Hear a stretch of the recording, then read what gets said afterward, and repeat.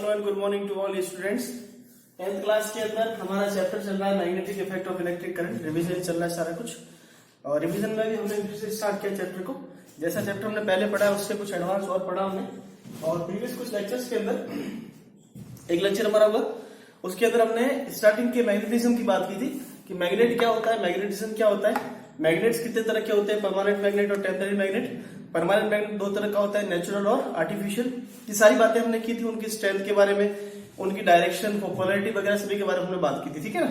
सो electromagnet या फिर temporary magnet जिसको बोलते हैं, टेम्पररी मैग्नेट या इलेक्ट्रोमैग्नेट में और परमानेंट मैग्नेट में क्या फर्क होता है, सबसे बड़ी बात तो वही है, ठीक है ना।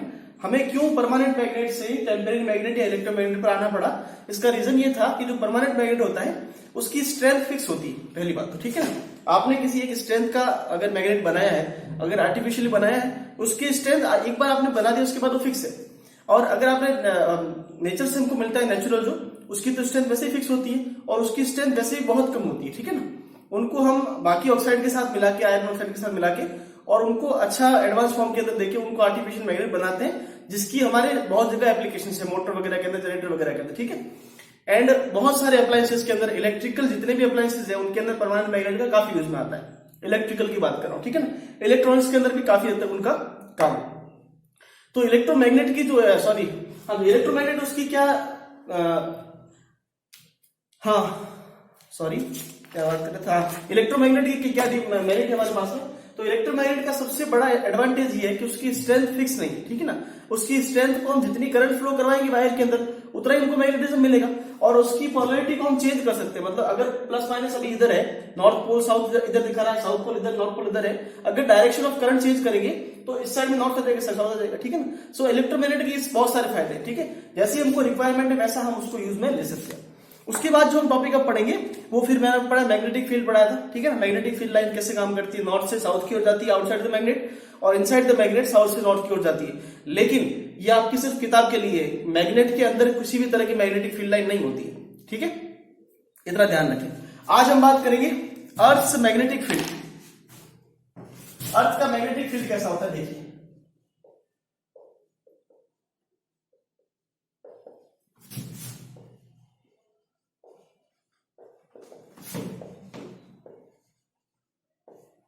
अब हमने बहुत बार बात की कि अर्थ जो है वो एक मैग्नेटिक फील्ड के, एक मैग्नेट की तरह काम करता है। वो मैग्नेट की तरह कैसे काम करता है वो समझते हैं।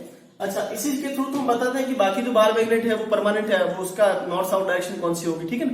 बताया था ना आपको कि हम उसको स्टोन, लीडिंग स्टोन की तरह, हम उसको ऐसे सस्पेंडेड कर देते हैं, फ्रीली सस्पेंडेड, रस्सी स्ट्रिंग से बांध के, और उसको फ्रीली सस्पेंडेड करते हैं। फिर ये जिस डायरेक्शन के अंदर नॉर्थ साउथ दिखाता है अर्थ के अकॉर्डिंग, उसी के अकॉर्डिंग हम बताते हैं कि इस बार मैग्नेट का साउथ पोल कौन सा होगा, नॉर्थ पोल कौन सा होगा, वही बात। अब जो अर्थ का मैग्नेटिक फील्ड है, अर्थ मैग्नेट की तरह कैसे काम करता है, तो देखिए अर्थ के कोर के अंदर सबसे जो डेप्थ वाला पार्ट है, सबसे बीच वाला सेंटर का पार्ट है कोर, उसकी रेडियस, कोर की रेडियस लगभग बोलते हैं आप, रेडियस ऑफ कोर जो है वो आपकी रेडियस आती है 3500 किलोमीटर, ठीक है ना। सॉरी केजी क्या लिख रहा हूं, किलोमीटर, ठीक है ना। और हमारी अर्थ की रेडियस तो आप जानते हैं 6400 किलोमीटर, ठीक है ना। तो 6400 किलोमीटर हमारी अर्थ की रेडियस है, ठीक है। और उसके अंदर जो कोर का पार्ट, कोर समझते हैं ना बेटा, ठीक है। जैसे मैं सिंपल आपको बताऊं, तो जैसे ये अर्थ है, अर्थ की ये रेडियस है आर ई, ये मैंने यहां पे लिखी, ठीक है। और आर सी क्या है, कोर जो है इसके अंदर, इसका सेंटर पार्ट, जहां पे मेल्टन लावा वगैरह पाए जाते हैं, बहुत हाई टेम्परेचर होता है इस कोर का, ठीक है ना। इस कोर की टेम्परेचर, इस कोर के अंदर कुछ हमको ऐसे मटेरियल्स मिलते हैं, ऐसे फ्लूइड मिलते हैं जो कि मैग्नेटिक प्रॉपर्टी रखते हैं, और ये इतने हाई टेम्परेचर पे जब काम करते हैं ना, तो ये एक तरह से मैग्नेट की तरह काम करते हैं। इनके अंदर एक करंट फ्लो होने लगती है, जैसा और स्टेट ने बोला है ना, उस तरह से। तो एक फ्लूइड करंट इनके अंदर फ्लो होती है, उसी एक हाई अमाउंट के अंदर हम मानते हैं कि करंट जो फ्लो हो रही है उससे एक बहुत अच्छा मैग्नेटिक फील्ड बनता है, एक मैग्नेट बन जाता है। और उसी मैग्नेट से आप समझिए कि वो कोर पूरी के अंदर आप समझिए कि ये सारा कुछ इतने किलोमीटर तक आप समझिए कि लावा और ये सारा मैग्नेटिक मटेरियल ही है, ठीक है ना। सो उस मैग्नेटिक मटेरियल से कितना अच्छा एक परमानेंट मैग्नेट बनेगा, ठीक है। उस मैग्नेट से ही हमारा मैग्नेटिक फील्ड बनता है, जैसे हम नॉर्थ पोल साउथ पोल दिखाते हैं, ठीक है। तो ये जो कोर की रेडियस है, ये आरसी जो है, ये आरसी, ये क्लियर बेटा, नोट करना चाहते नोट कर लीजिए। अब होता क्या है, इसकी समझा दिया आपको कि मैग्नेटिक कैसे, इसके अंदर जो मेटेलिक फ्लूइड मेटल्स है ना, उनकी वजह से हमको अर्थ जो है वो मैग्नेटिक फील्ड देता है, ठीक है। अब बात करते हैं कि अर्थ का magnetic field north south pole कैसे दिखाते हैं, उसके लिए रिप्रेजेंटेशन कैसा है देख लीजिए, समझा देता हूं थोड़ा सा। जैसे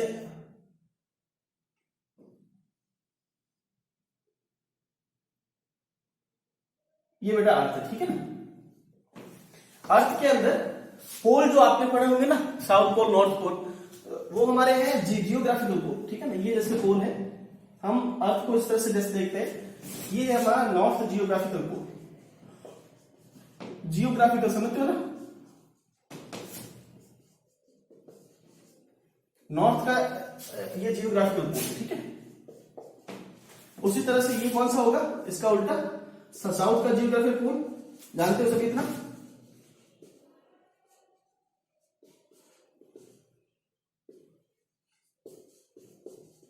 क्लियर। अब जो मैग्नेटिक पोल जो है, इसी अर्थ का जो मैग्नेटिक फील्ड की वजह से मैग्नेटिक जो पोल बनते हैं नॉर्थ पोल साउथ पोल, वो कैसे बनते हैं, तो उल्टे बनते हैं। जियोग्राफिकल नॉर्थ पोल जो होता है उसके पास में क्या होता है, साउथ पोल होता है किसका, मैग्नेटिक फील्ड का। अर्थ के मैग्नेटिक फील्ड का साउथ पोल जो होता है वो जियोग्राफिकल नॉर्थ के पास में होता है। जियोग्राफिकल नॉर्थ के पास में कौन सा होगा, साउथ, और जियोग्राफिकल साउथ के पास में कौन सा आता है, नॉर्थ का फील्ड आता है। बात समझ में आ रही। नॉर्थ जो है वो जियोग्राफिकल साउथ के पास में आता है, और साउथ जो है वो जियोग्राफिकल नॉर्थ के पास में रहता है। इस तरह से इसका कंस्ट्रक्शन इस तरह से आप देखते हैं, एक तरह से, ठीक है। अब समझिए कि नॉर्थ का जियोग्राफिकल पोल है, तो आपने इक्वेटर नाम की लाइन सुनी होगी ना। किसी भी चीज की इक्वेटर क्या होती है, उसको इक्वल दो पार्ट के अंदर डिवाइड करने वाली लाइन, ठीक है ना। सो जो ये जियोग्राफिकल हमारा पोल है, जियोग्राफिकल लाइन है, इस जियोग्राफिकल लाइन की ये मिड वाली लाइन जो है ना, इसको बोलते हैं जियोग्राफिकल इक्वेटर।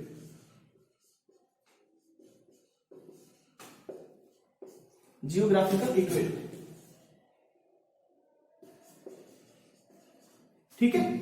मतलब जो जियोग्राफिकल लाइन है उसको दो इक्वल पार्ट के अंदर डिवाइड करता है, वो है जियोग्राफिकल इक्वेटर। और मैग्नेटिक इक्वेटर क्या होता है, इसको मैग्नेटिक पोल लाइन है, इसको दो इक्वल पार्ट के अंदर डिवाइड करने वाला। सो इसका मैग्नेटिक पोल कैसे होगा, ये जो लाइन है ना, ये है magnetic equator, magnetic field equator बोले।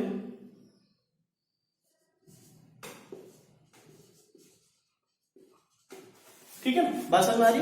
अच्छा, अब हम जो मैग्नेटिक फील्ड मानते हैं अर्थ का, वो हमेशा कोई भी मैग्नेटिक फील्ड कहां से कहां की ओर होता है, नॉर्थ से साउथ की ओर। तो अर्थ का जो मैग्नेटिक फील्ड वो काम करता है वैसे ही काम करता है। देखो, नॉर्थ से मैग्नेटिक फील्ड लाइन निकलती है और साउथ के अंदर जाके मर्ज होती है। दिख रहा है सभी को, ठीक है ना। इसी तरह से आप बहुत सारी लाइंस ड्रॉ कर सकते हैं,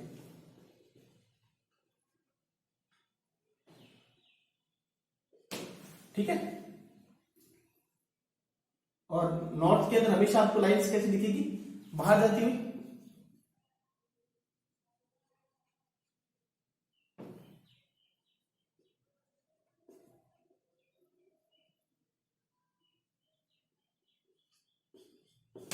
समझ के बाद कुल मिला के आपको जैसा हम बाय मैग्नेट के लिए दिखाते हैं उसी तरह से इसके लिए भी दिखाना है कि नॉर्थ से लाइन जा रही है, साउथ के अंदर मर्ज हो रही है, ठीक है ना। इतना आप दिखा दीजिएगा। क्लियर। बस यही मैग्नेटिक फील्ड, जैसा अर्थ का मैग्नेटिक फील्ड बनता है वो आपको दिखा दिया है। जियोग्राफिकल इक्वेटर है और मैग्नेटिक इक्वेटर, ये मैग्नेटिक इक्वेटर है। मैग्नेटिक फील्ड इक्वेटर बोल रहा है, मैग्नेटिक इक्वेटर बोल रहा है, एक ही बात है, ठीक है। समझ के बात को नोट कर लीजिए। ये मैग्नेटिक फील्ड ऐसे काम करता है कि अब अर्थ रोटेट करती है, उसके साथ मैग्नेटिक फील्ड भी रोटेट करता है। कैसे, ये देखिए, ये नॉर्थ पोल यहाँ पे, अब अर्थ तो एक जगह स्टेशनरी नहीं है ना, तो वो जो रोटेशन देती है उसकी वजह से कभी साउथ पोल इधर आता है। तो मैग्नेटिक फील्ड अर्थ का कंटिन्यूसली चेंज होता है, इतना याद रखिएगा, ठीक है ना। नोट कर लीजिए अगर नोट करना चाहे तो। इसमें कुछ ज्यादा याद करने की चीज नहीं। देखो, आप बड़ा डायग्राम देख के घबराने की कुछ नहीं है, अर्थ बना देना है। अब अर्थ का जियोग्राफिकल लाइन क्या होती है, जियोग्राफिकल लाइन जो अर्थ को दो पार्ट के अंदर डिवाइड करती है। आप स्ट्रेट लाइन मान लीजिए, ठीक है ना, हमने माना है सारी लाइन जो है ना इमेजिनरी, ठीक है ना।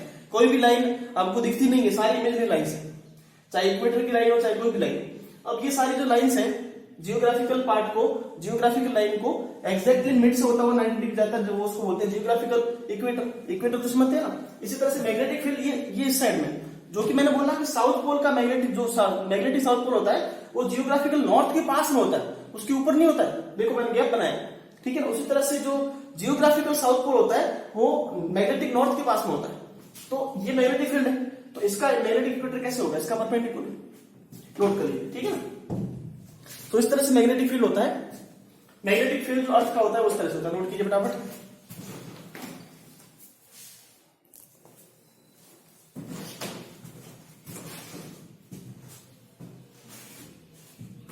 चलिए अब आगे जो हमारे चैप्टर की हेडिंग है उसकी बात करते हैं कि magnetic field of electric current, ये किसने दिया, ये लॉ किसने दिया, हैंस ओरस्टेड ने दिया, ठीक है ना। अब उन्होंने ओरस्टेड ने क्या बोला, उन्होंने एक ऑब्जर्वेशन किया, इस तरह से वो कुछ और काम कर रहे थे, सडनली उनको कुछ एक्सपेरिमेंट के थ्रू ये पता चला, ये ऑब्जर्वेशन उनको मिला कि किसी भी कंडक्टिंग वायर के अंदर, किसी भी वायर के अंदर अगर आप करंट को फ्लो करवाओ तो उसके चारों ओर एक मैग्नेटिक फील्ड क्रिएट होता है। मतलब कि बिना मैग्नेट के भी एक वायर के अंदर हम इलेक्ट्रिक करंट को फ्लो करवा के एक मैग्नेटिज्म प्रोवाइड कर सकते हैं।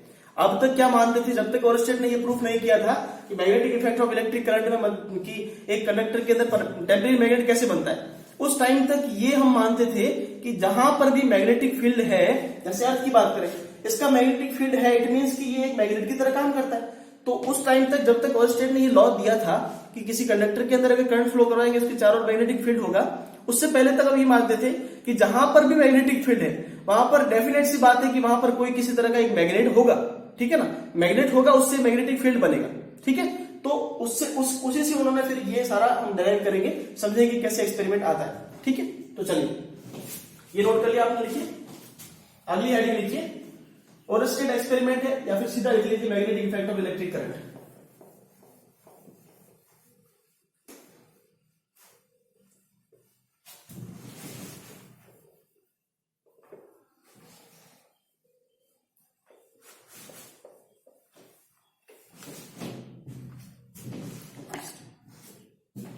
अच्छा सीधा हम लॉ समझ रहे हैं magnetic effect of electric current में कैसे होता है। देखिए तो ओरस्टेड ने क्या ऑब्जर्व किया, देखिए ओरस्टेड ने ऑब्जर्व किया फर्स्ट चीज, वो कुछ एक्सपेरिमेंट कर रहे थे तो वहां से उन्होंने ऑल्सो कुछ उन्होंने देखा।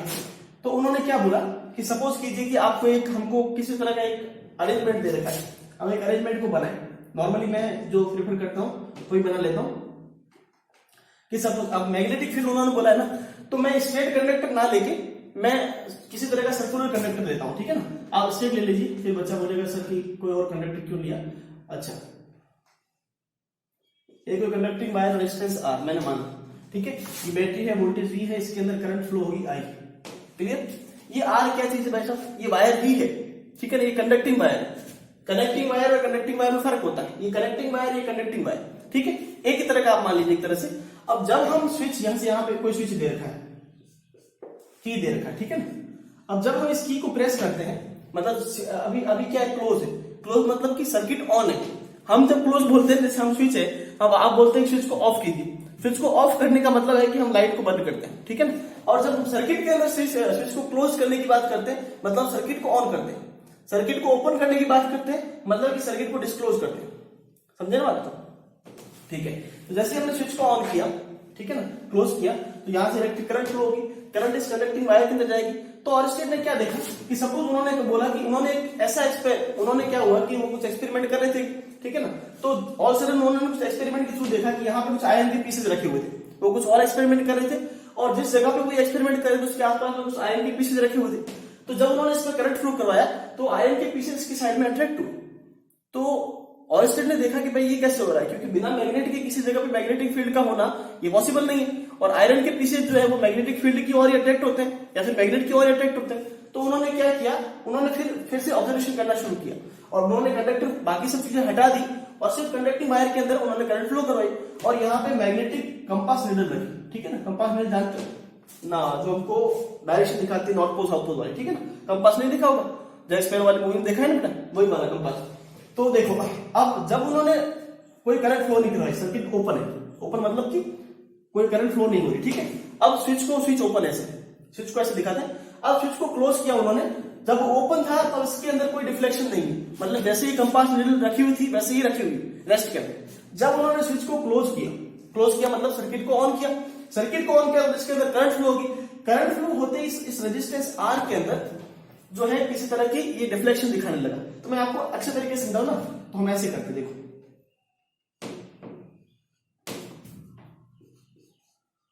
ओपन की मैं 3 डायग्राम बनाता हूं, ठीक है ना।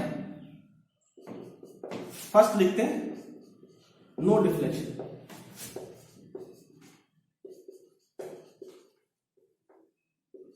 नो डिफ्लेक्शन, कंपास निडल के अंदर किसी तरह का कोई डिफ्लेक्शन नहीं है।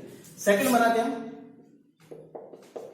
सेकंड हम तब बनाते हैं कि जब उन्होंने क्या किया कि यही एक्सपेरिमेंट किया, फिर से इस बार उन्होंने स्विच को क्लोज किया।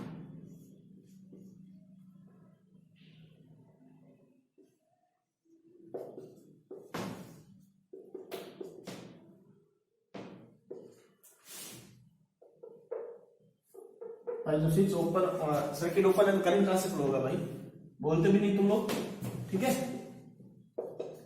आई यहां से करंट फ्लो होगा, करंट फ्लो होगा रेजिस्टेंस के अंदर। अब उन्होंने क्या देखा कि जब डिफ्लेक्शन, जब सर्किट ओपन था तो किसी तरह का डिफ्लेक्शन नहीं, जैसे करंट फ्लो करवाया कंडक्टर के अंदर तो ये जो कंपास निडल था वो किसी एक साइड डिफ्लेक्ट होता है, ठीक है ना। अब डायरेक्शन हम यहां मैटर नहीं कर रहे, मैं मान लेता हूं कि राइट हैंड साइड के अंदर इस तरह से मूव कर रहा है, ठीक है। तो रिफ्लेक्शन दिखा राइट साइड के अंदर,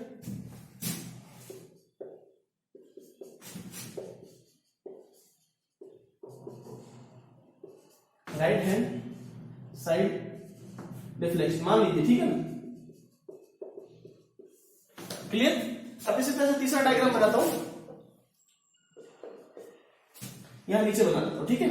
अब तीसरी बार उन्होंने क्या किया, उन्होंने बोला कि डिफ्लेक्शन एक ही साइड थोड़ी आएगा, तो उन्होंने इस बैटरी की डायरेक्शन थी ना, मतलब हमको डीसी का फायदा क्या है, कि डीसी है ना बेटा, प्लस माइनस लिखा मतलब डीसी है। डीसी का फायदा क्या है कि इसकी पोलैरिटी को हम चेंज कर सकते हैं, प्लस का माइनस कर सकते हैं। तो इस बैटरी को उन्होंने रिवर्स कर दिया। करंट की डायरेक्शन को रिवर्स करने के लिए हमेशा हम क्या करते हैं, बैटरी को रिवर्स करते हैं। तो बैटरी के जो प्लस माइनस है उनको उन्होंने रिवर्स कर दिया ऐसे। अब यहां पे ये कंडक्टर है, ये फिर से की है, की अभी भी क्लोज ही है। अब उन्होंने क्या किया, बैटरी का नेगेटिव इधर लिया है, पॉजिटिव इधर लिया है, ठीक है। और करंट प्लस से माइनस की ओर फ्लो होता है। अब करंट जो फ्लो होगा वो इस तरह से फ्लो हो रहा है, इस डायरेक्शन के अंदर। पहले किस डायरेक्शन में था, क्लॉकवाइज, अब कौन सी डायरेक्शन में, एंटी क्लॉकवाइज, ठीक है। अब एंटी क्लॉकवाइज करंट फ्लो करेंगे, रेजिस्टेंस तो ही आ। अब उन्होंने डिफ्लेक्शन देखा कंपास निडल के अंदर किस साइड में आ रहा है, लेफ्ट साइड के अंदर, लेफ्ट से, ठीक है ना। तो आप क्या लिखेंगे, लेफ्ट हैंड डिफ्लेक्शन लिख लोगे।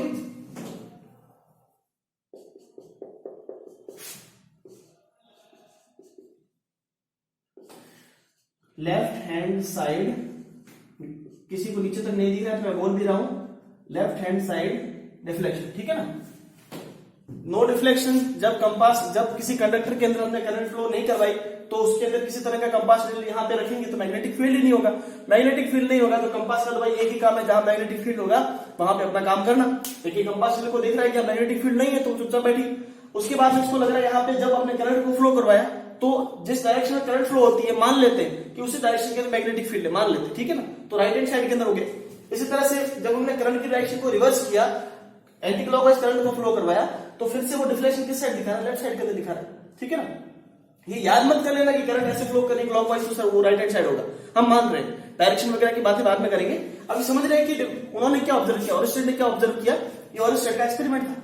तो फिर यहां से उन्होंने एक ऑब्जर्वेशन निकाला, उन्होंने कंक्लूजन क्या निकाला, किसी भी कंडक्टिंग वायर के अंदर अगर करंट को फ्लो करवाया जाए तो उसके चारों ओर एक मैग्नेटिक फील्ड बनता है। अब उसके चारों ओर अगर मैग्नेटिक फील्ड बनता है तो मैग्नेटिक की तरह कौन बिहेव कर रहा है, ये कंडक्टिंग वायर बिहेव कर रहा है। और वो कब तक मैग्नेटिक फील्ड बिहेव करेगा, अच्छा फोर्थ वाला आप लिख लीजिएगा कि फिर से स्विच को क्लोज किया तो वो वापस ओपन डेस्क पे आ गया, ठीक है ना।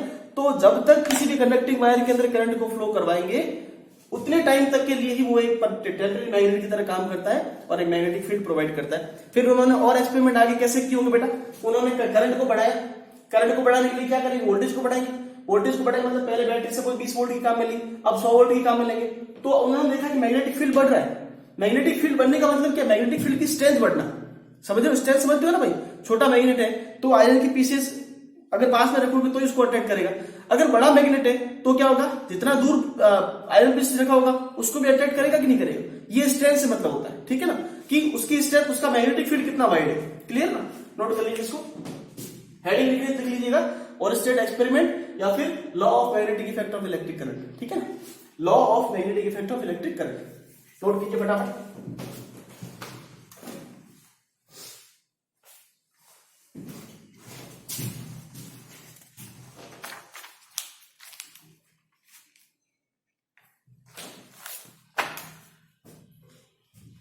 चलिए अब उन्होंने देख तो लिया भाई मैग्नेटिक फील्ड बन तो रहा है, तो मैग्नेटिक फील्ड की डायरेक्शन वगैरह भी होगी, मैग्नेटिक फील्ड कैसे बन रहा है, उसका शेप कैसा होता है, वो सब बातें जानने के लिए उन्होंने स्टेट और आगे एक्सपेरिमेंट की।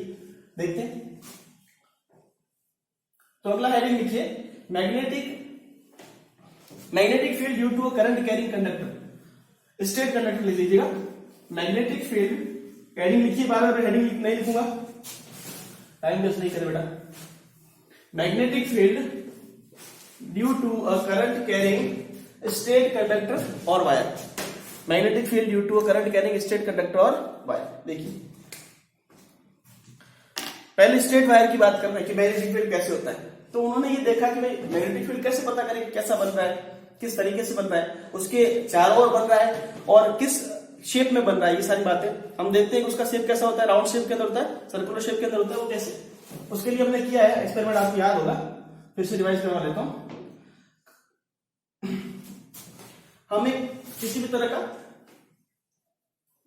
कार्डबोर्ड लेते हैं, कार्डबोर्ड आप मान लीजिए कि नॉन कंडक्टिंग मटेरियल होना चाहिए, ऐसे नहीं कंडक्टिंग मटेरियल ले लो आप, आपको बोला है कार्डबोर्ड लेने के लिए, क्यों समझाता हूं। अब हम क्या करते हैं, इसके बीचों बीच समझिए कि जैसे यही कार्डबोर्ड इस तरह से कुछ है, ठीक है ना, पतला कार्डबोर्ड, उसके बीच में हमने एक तरह से ड्रिल किया, एक छेद किया, ठीक है, सेंटर पॉइंट से। अब हमने कंडक्टिंग वायर को इसके थ्रू पास करवाया। अब यहां में दिख रही है 3D का शेप है ना, तो ये ऐसे है, इसके ऊपर से इस तरह से वायर जा रहा है, तो मैं नीचे वाले को दिखाने के लिए डॉट डॉट दिखाऊंगा, और यहां से ये इस तरह से वायर निकल रहा है। डॉट क्यों दिखाया, समझना ये बात आपको ये चीज दिख नहीं रही है ना, जो चीज हमको बोर्ड पे नहीं दिखती ना, उसको डॉट से दिखाते हैं।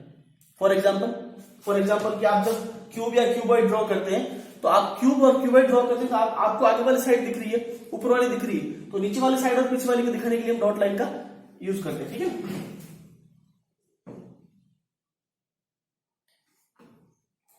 अब यहां पे हमने क्या लगा ली, बैटरी,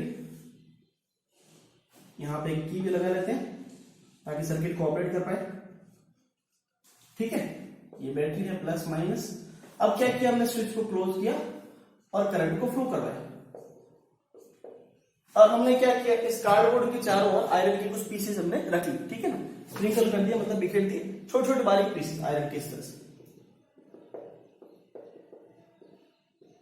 तो जब पहले आयरन के पीसेस आपने रखे थे तो कोई फर्क नहीं था, लेकिन जैसे आपने करंट फ्लो करवाई और इस कार्डबोर्ड को छोटा सा हल्का सा ऐसे डिफ्लेक्शन आपने दिया ना, वाइब्रेशन दिया ना आपने, तो क्या होगा ना, ये सारे जो आयरन के पीसेस है ना, वो एक सर्कल के अंदर इस तरह से अरेंज हो जाएंगे, और एक सर्कल के अंदर नहीं, कौन साइड सर्कल के अंदर, मतलब बहुत सारे सर्कल के अंदर का सेंटर एक होता है ना, उन सभी के अंदर वो इस तरह से अरेंज हो जाएंगे। आपने पहले उनको किसी भी तरह से रखा है, जैसे कि भाई ये इस तरह से था, आपने पार्टिकल्स को रखा तो वो बिखरे हुए, लेकिन जैसे करंट फ्लो करवाया उस कंडक्टिंग वायर के अंदर, तो उसके चारों मैग्नेटिक फील्ड क्रिएट होगा, उस मैग्नेटिक फील्ड का शेप कैसे बन जाएगा, इस तरह से बन जाएगा राउंड शेप के अंदर। अब इसकी डायरेक्शन कैसे फाइंड करेंगे, बाद में बात करेंगे, अभी ये बन ऐसे रहा है, समझना की बात आपको, ठीक है ना। सिंपल सा एक्सपेरिमेंट आपका नोट कर लीजिए इसको, ये आपके बना भी रखा होगा काफी बार। अब स्ट्रेट वायर की जगह अब उन्होंने क्या किया एक्सपेरिमेंट के तौर पर आगे, अब उन्होंने स्ट्रेट वायर ना लेके वायर को किसी शेप के अंदर उन्होंने लिया, जैसे लूप के अंदर लिया, नोट कर लीजिए इसको। अगली हेडिंग लगाइए, magnetic field due to a current carrying circular loop, magnetic field due to a current carrying circular loop. अब भाई साहब क्या हुआ, ये कहीं सेम एक्सपेरिमेंट उन्होंने फिर से किया, कैसे किया देखो समझाता हूं। Magnetic field due to a current carrying circular loop, या सर्कुलर वायर लिख सकते हो, एक ही बात, ठीक है ना, लूप मैंने बोला है, सर्कुलर वायर आप बोल सकते हो। मतलब पहले उन्होंने क्या किया, स्ट्रेट वायर लगाया, उसके थ्रू बैटरी अटैच की, और जो कार्डबोर्ड लिया था उसके थ्रू ड्रिल करके उसको फ्लो करवाया।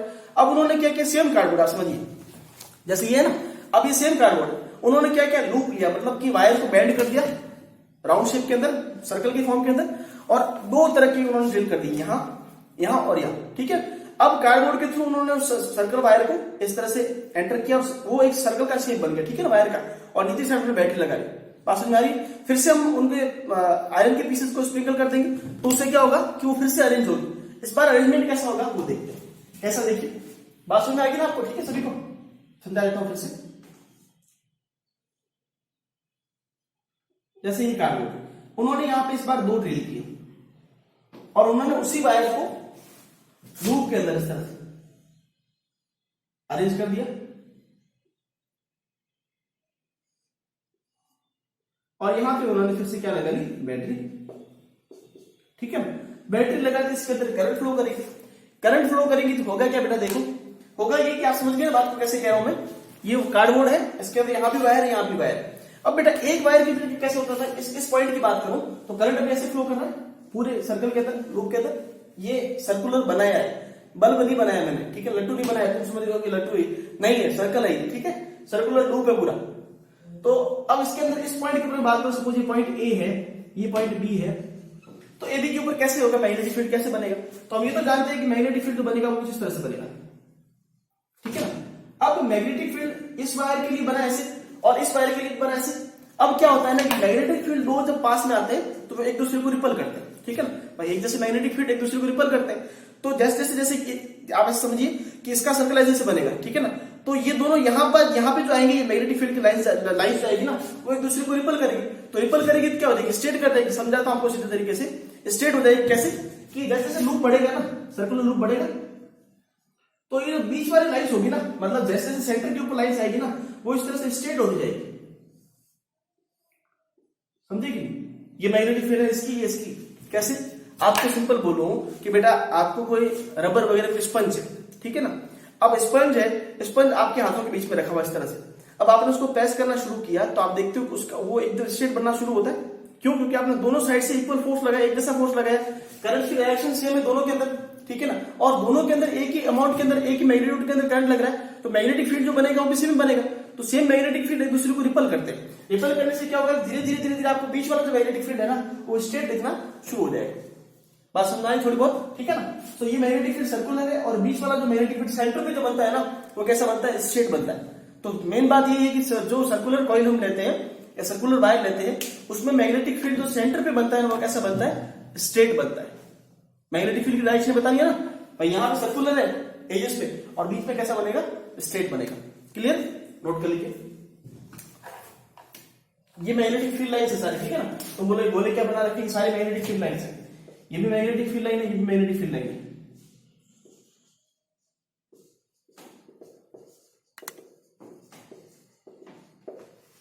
नोट कर लीजिए फटाफट।